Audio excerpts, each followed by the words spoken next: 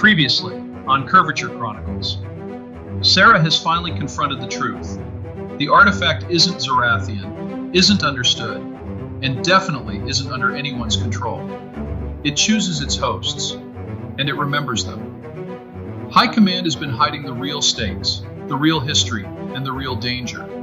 And Castor Ames is now at the center of a test older than any empire. The Krenn has the book. Castor still feels it pulling at him, and Sara is racing toward a choice she may not be ready to make.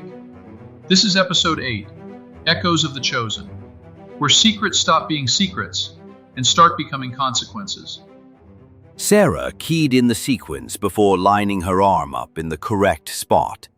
She could see city lights flickering blow through the window in the Four Corners bar attic. Up here, though, only the wind whispering secrets.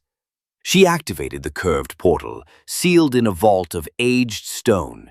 This was hidden above the noise of people's daily lives. The portal glowed briefly as it connected to the Zorathian command channel. Air bent inward with a ripple of energy. Her image split and stretched across light years before stabilizing in the translucent hexagonal relay chamber on board Oryx Station. Grandma Tharai appeared first, arms crossed. Then Director Soren, his body in the same position as the admirals. One by one, the others in the room followed suit, filling the room with silence and cold protocol. Sara Nin, this is an unscheduled and unrequested contact, Admiral Tharai said flatly. I wouldn't breach protocol, Admiral, for routine reports. The artifact was stolen again. The Krenn has it. And on top of that, Castor's syncing with the artifact is happening entirely too fast to be natural. It's progressed further than I thought possible. I want some answers as to what I'm dealing with. We've detected that shift also. The artifact's signal is erratic, defensive. That isn't uncommon when a manufactured portal is resisting a former host, no matter how brief that host was. I don't think it's just resisting, it's fighting back. It's choosing. Admiral Tharai lifted her chin slightly, but no one spoke. You've been keeping something from me. You were told what you needed to know when you varied from your primary mission. Sara leaned as far forward in her chair as she could. She lowered her head, and her voice took on a low edge. Castor Ames asked me why the artifact chose Earth. Why it sought out a human, if it was Zorathian technology. I didn't have an answer to those questions, because I've never been given any. Most of you here remember what happened the last time I was left to freelance things. It's why I'm on Earth now. A flicker of discomfort passed between two of the observers. Finally, Loren Hua's deep voice broke the silence. Because this artifact isn't a portal or Zorathian technology, it's a test, and people have passed it before. What did I just hear? It's not from Zora? Tharai finally looked at her. The book is one of 3 artifacts found in the wreckage of a ship that is believed to be from what on Earth is known in some circles as the Caldwell 51. The artifact can infuse helix crystals and bind them to triple helix DNA. The crash site was found on a dead moon. Experts think it happened during the earliest part of the Meridian Secession conflict. It was found sometime shortly before the Ark ships had begun their missions. We don't really know who created it or understand it very well. Then why are we using it? Soren interjected. Because it reveals some of the inner things in the different species it interacts with. It doesn't just move through space or even time. It moves through minds, cultures. It chooses. When it finds something compatible, it grows more powerful, even dangerous. Sara's voice dropped yet another octave. Soda, to try and figure the artifact out, you let it bond with a Krenn agent. Yes, Sara Nin, we did. We wanted to see what would happen, to see what the potential Krenn weaknesses were, what they might become with it. It was a controlled operation. Tharai admitted. Sara's fists clenched. Controlled until it wasn't. Controlled until it fled. to Earth. There was a long pause before Lurin spoke again. He cleared his throat. The artifact has memory. It remembers the ones who survived it, the ones who channel it, and every time it returns to them. Humans, you mean? It returns to humans? No, Sara, but it hasn't always been in the hands of Zorathians, but those chosen for their adaptability to chaos, their emotional volatility. The artifact feeds off this. It tests it, even creates it. And what if Sara's voice sounded brittle. Castor Ames fails this test? I asked you once if I was supposed to kill him, but now I see. I was just the backup plan, wasn't I? No one answered. Terai looked away. Well, Yes, Saranine. Triel Von blurted out. Sara's pulse thundered in her ears as she leaned away from the portal. then you aren't studying him. You're sacrificing him. Sara lifted her arm to break contact between her sigil and the portal. Before it closed, she heard Sorin say one last thing. You wanted to know why the artifact showed up on Earth. Now you know. It came to finish what it's already started. The campus was almost empty this late at night, save for the streetlight hum and the faraway shuffle of someone's shoes. And Castor Ames. He walked without direction, hands in his jacket pockets, his thoughts louder than the wind rustling through the oaks lining the science quad. The Krenn had taken the book. A thread, a whisper, he could feel it. Like a scent he couldn't quite place, or a dream you remembered sideways. He didn't know if it was proximity or the residue of bonding, but it was there, brushing the edge of his thoughts like unseen wings fluttering. It wasn't gone. That's what scared him. Even though it was stolen, even though he wasn't holding it, it hadn't let him go. He stopped near the anthropology building, staring up at the dim, unlit windows. This place used to feel like a haven to him, a vault full of the knowledge of the world. Now it just looked like a cage made of books. Books meant to keep your thinking small and in line. Books now with answers that were far too small for the questions in his head. Castor sat on the steps and leaned back, closing his eyes. A bolt of thought struck him. What had happened to the others? He'd seen them in the visions, or memories, or hallucinations, or whatever the heck they were. The Norse shaman with her silver eyes. The robed Egyptian priest with sun marks glowing on his palms. The Mayan twin brothers who walked out of darkness and looked like stone themselves. Castor just knew these people were real. They had existed. What had happened to them after the book left? He tried to recall the details.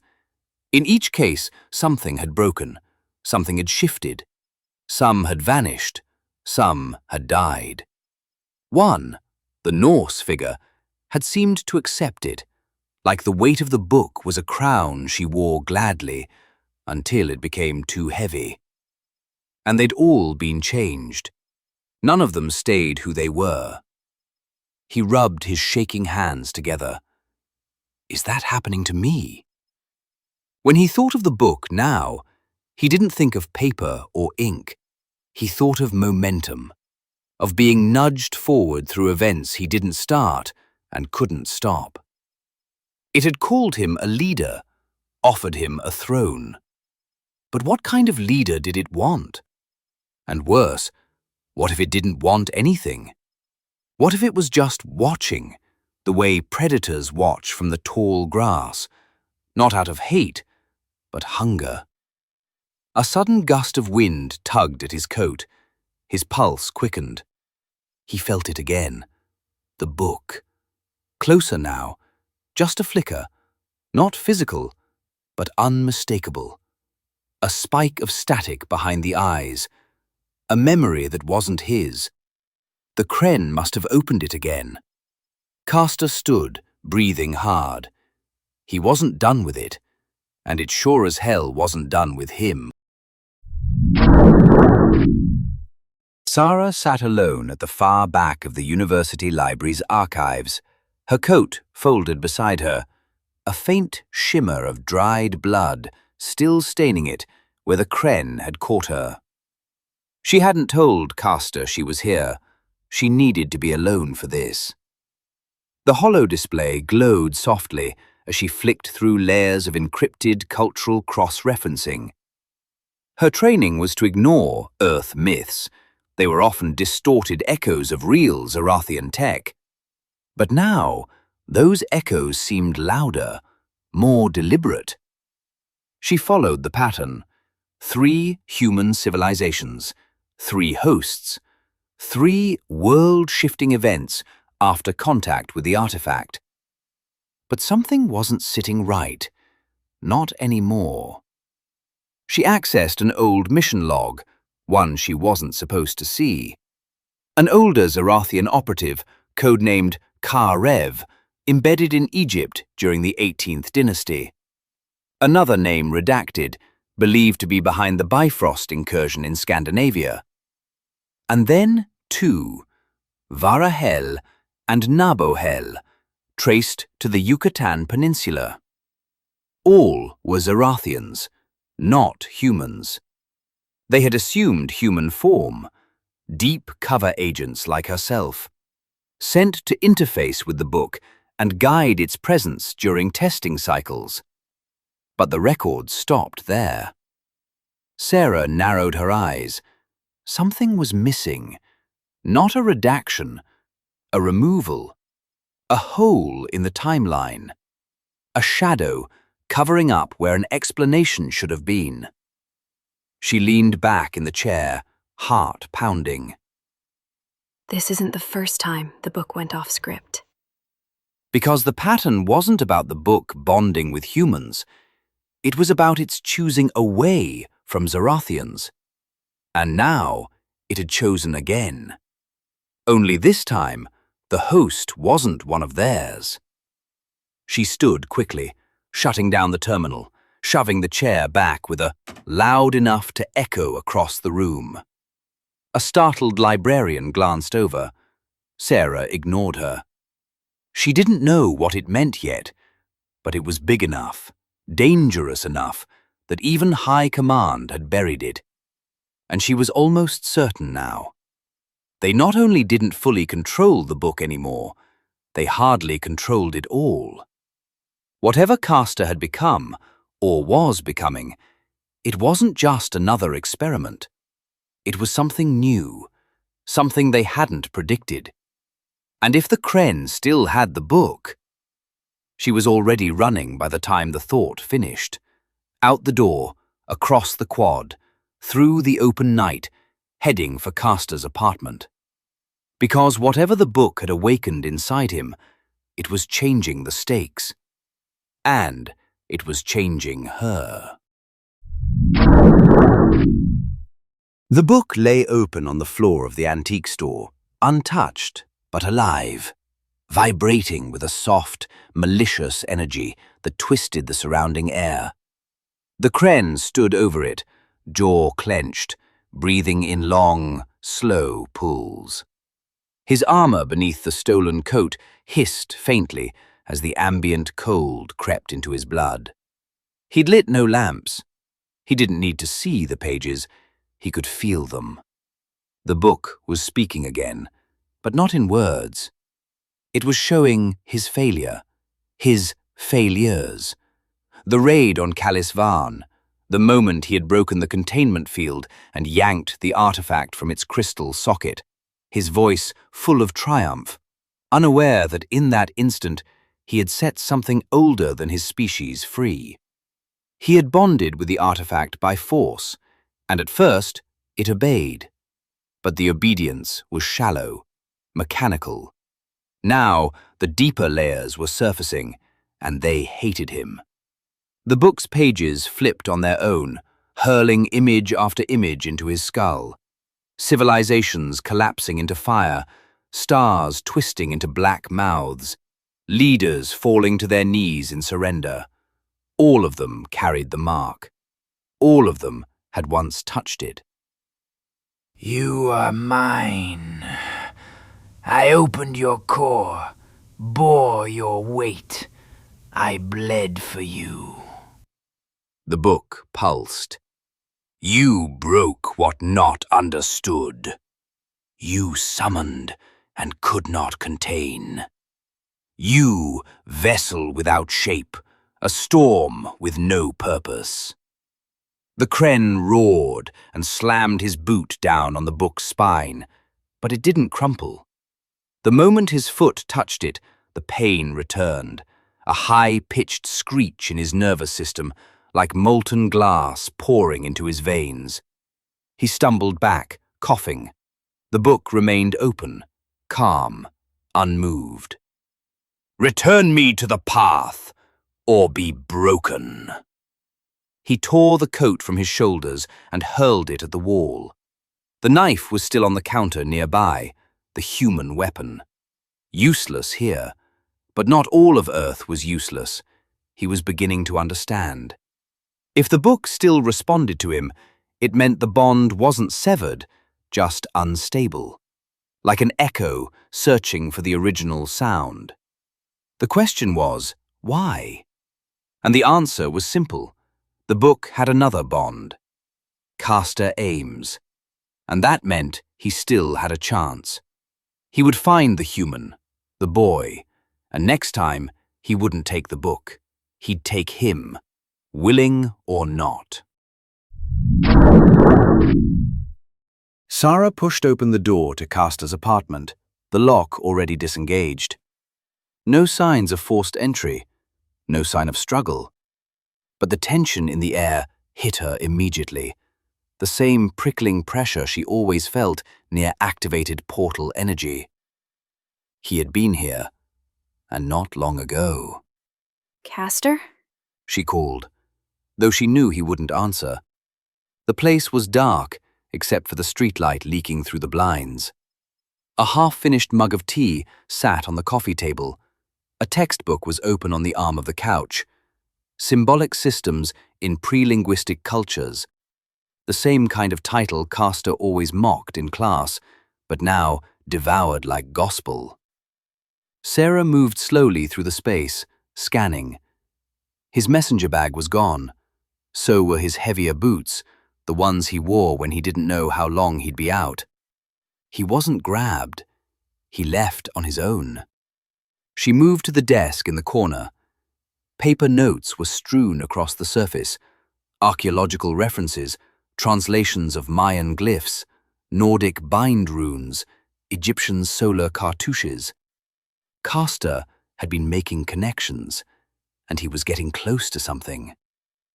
Then she saw it, a small, square note half-tucked under a page on ancient priest-king rituals. The handwriting was rushed, but unmistakably his. Retracing steps, need to feel the book again, yesterday's tomorrows, starting where it started. See. Sara stared at the words for a long moment, her jaw tightening. The antique store. Of course. That strange little place near the edge of the old district, where the book had first come into his life, where it had arrived on Earth. She folded the note, pocketed it, and moved quickly to the door. If she was right, and the Krenn still had the book, then Castor had just walked straight into the lion's den. Castor approached the antique store slowly, drawn to it like a tethered object being reeled in. It looked the same as it had that first day, faded green awning, dark windows streaked with age and weather, the same crooked brass sign over the door, yesterday's tomorrows. But something was wrong. The air hummed, faintly, like the world was holding its breath, or worse, like it had just exhaled. Castor paused at the threshold. The The door was slightly ajar, its old bell silent, as if it knew this wasn't the kind of visit that welcomed jingling entrances. He stepped inside. The place was dark, only moonlight spilling across the scuffed floorboards. Dust drifted lazily through the air, unsettled from somewhere recently disturbed. Shelves of forgotten things loomed all around him. Clocks with no hands, mirrors that reflected strange angles, broken figurines with human eyes. He didn't call out. He felt it. The book was here. Close. Weak, but aware. A smear of scorched floor near the back confirmed it, the familiar afterglow of a portal opening and closing. The energy ripple was still dissipating, curling along the walls like static-laced fog. The book had been used hard and recently, and that meant the Krenn was either gone or recovering nearby. Castor's eyes swept the room. Then he heard it. No footsteps, not breathing, just a single short sound. A hiss. Like someone breathing through clenched teeth. He turned toward the sound and saw a hunched silhouette behind the main counter. Motionless, chest rising and falling in jagged bursts. One grey-skinned hand rested on the wooden surface, twitching. The Krenn. He looked different, slower, almost drained. The veins under his skin pulsed with erratic light, like a power conduit that had burned too hot and too fast. The book sat just a foot away from him on the counter, closed, steaming faintly, its edges cracked from the strain. Farashek raised his head, and Castor saw it in his face. Pain. But behind that, rage. You again. You don't know what you're holding. The Krenn rasped, voice lower than before, almost thinner. I know it's not yours, Castor said, steadying his voice, eyes on the book. The Krenn laughed, dry and bitter.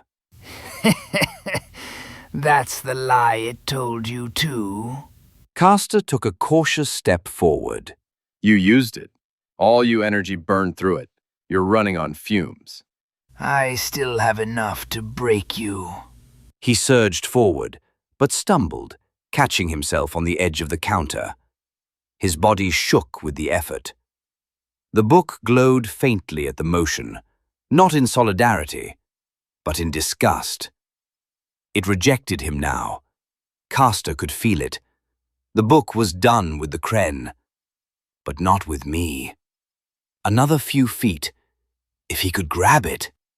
Outside, unseen, Sara approached, the note still clenched in her hand. Just as something inside the store flared like a lightning strike, held in a closed fist. The book is slipping deeper into hostile hands, and Sara just learned her entire mission may have been built on a lie.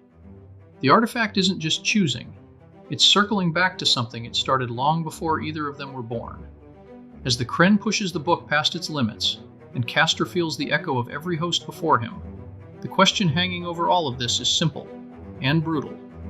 Is this destiny or a setup? In the next episode, Sara and Castor will collide with the truth about the Caldwell 51 artifacts, and the first real fracture will appear in their trust. If you're enjoying the series, tap follow or subscribe wherever you listen to podcasts. It helps more listeners find the story. Until next time, keep your eyes on the curve.